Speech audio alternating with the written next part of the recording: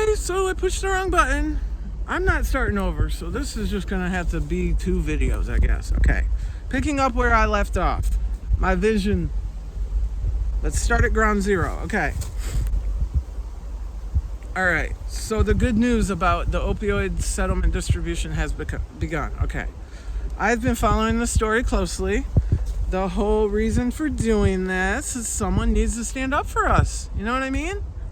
Countless people out are stuck in the same situation as I am. Okay, I came to the realization that we really don't see all that many people who come back from injecting fentanyl. So I feel like whatever programs they're offering these days simply don't work. They're using the private prisoners business model for these quote-unquote treatment facilities. Be on the lookout for that, with their laughable success rates. Another example of putting a Band-Aid on a shotgun blast, okay? Our government is really good at looking like we're doing something without actually doing something. Fuck them. I'ma do something my damn self. Felonfund was born last year. My birthday gift to myself was opening the Cash App Felonfund. And I also spent that day watching like 3-hour-long Drink Champs episode. If you can guess who was on the episode, put it in the comments, whatever. Okay, so Felonfund was born, and so the idea is the perfect plot of land for our project is Eastside Kroger, right there on the riverfront. Sits empty. Now imagine that area as a little subdivision of tiny homes. The versatility of the tiny homes would allow for single or family dwellings, affordable for low-income members of our community. It could be used as rentals or even transitional housing like re-entry programs or even pathways to tiny home ownership. Okay, so the project would serve as a template for future development on other empty lots. Think of all the empty lots where they tore down all the elementary schools. Perfect spot for some tiny homes. Okay. I've seen new developments in downtown, which will help to bring life back to our city. Oh, there's this PBS NewsHour. I saw this little thing. It's called Detroit's Little Village. You should check it out. It's a really nice little story about how they rehabilitated this like dilapidated neighborhood in Detroit. Okay, you can also Google tiny home initiatives. I found a lot of good stuff on there. So,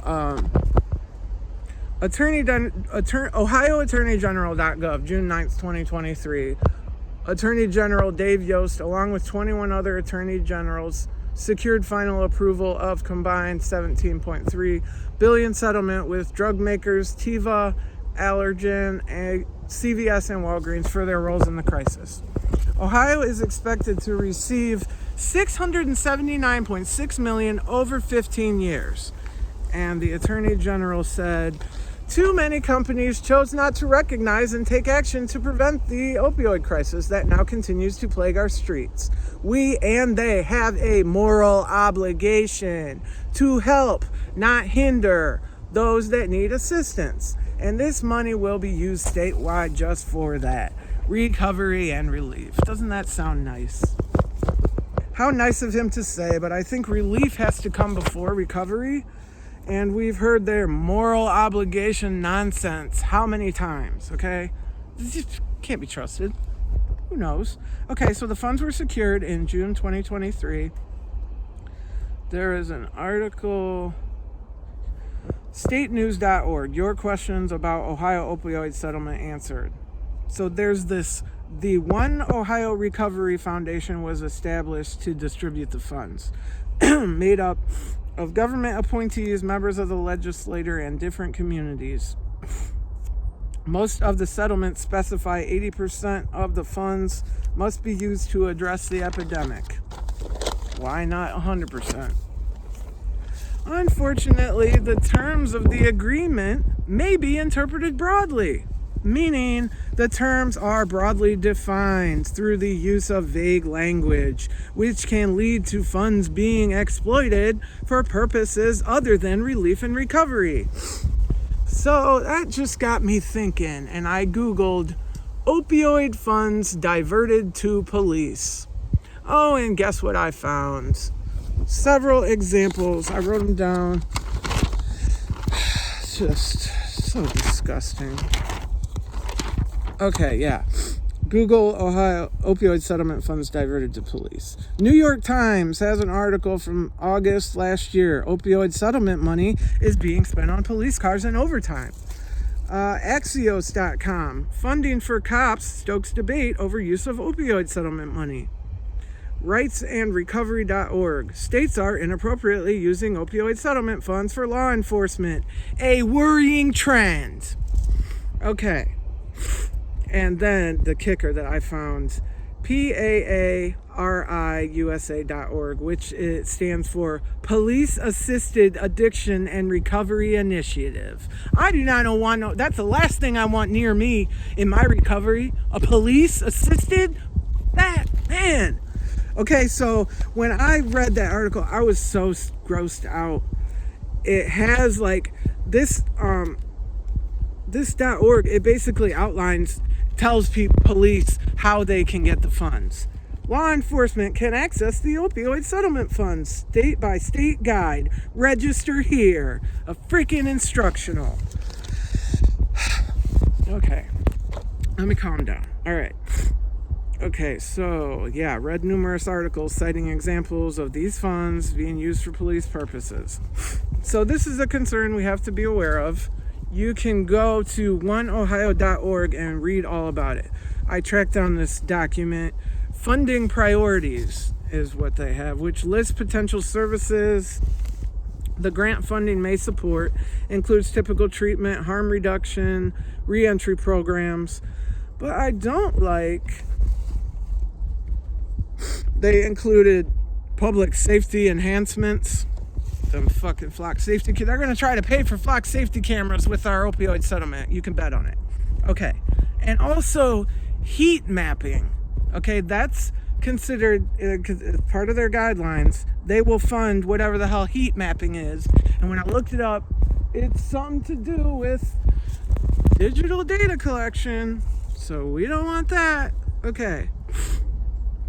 So I'm sure these police and whatever potential sicko social workers probably familiar with the whole obtaining grants scheme and will likely be first in line to swoop in and literally steal from the poor.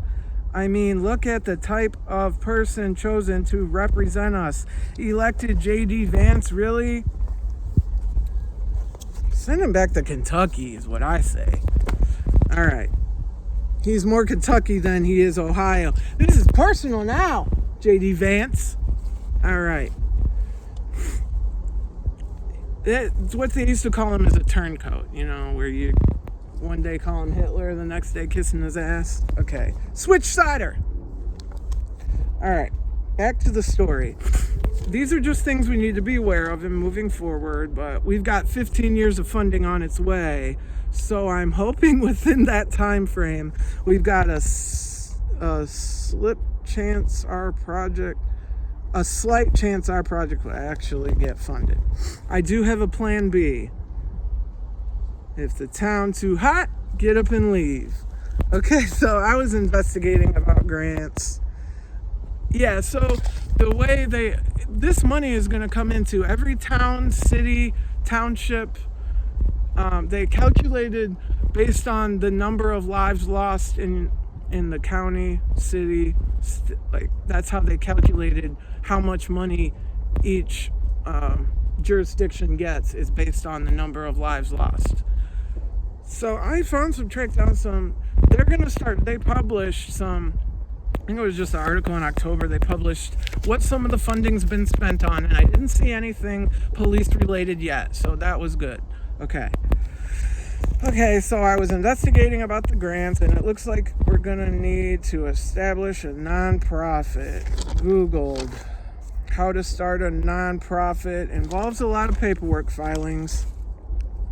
But just visualize the abandoned empty lot at Kroger East Side, replaced by a quaint little tiny home development surrounded by a forest filled with native trees, plants, shrubs, and flowers.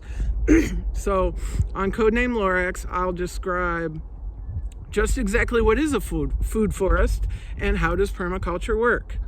I published, it's been over a week. I was trying to do videos every week, but it just depends on how I feel, I don't always feel like talking. But I published some little like nature videos and 500 views. I was so excited. People, the butterfly, that's the key to the algorithm. Send out a butterfly video and they'll love it. The bots love butterflies, I think. Yeah. Okay. So, nature videos are taking off. So maybe that will lure them in to check out the other channels. And they'll be like, hell yeah, felonfund, right? Okay. So, let me know how you feel. Get on board with the project. Connect with me through email, felonfund@gmail.com. Like, comment, subscribe. Check out all my channels. All right. Okay, I saw a quote saying, difficult roads lead to beautiful destinations. So let's keep that in mind.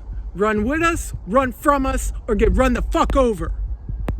And one last thing, I will leave you with this poem I wrote. It's circa 2020 heartbreak era, but it still applies, okay? You ready? Even though I can't touch you, maybe my words can, as time ticks slowly like grains of fallen sand. Trust, I've been broken. Put prayers between hands. Petitions up to heaven. Only God understands. Say your prayers, folks. Felonfund!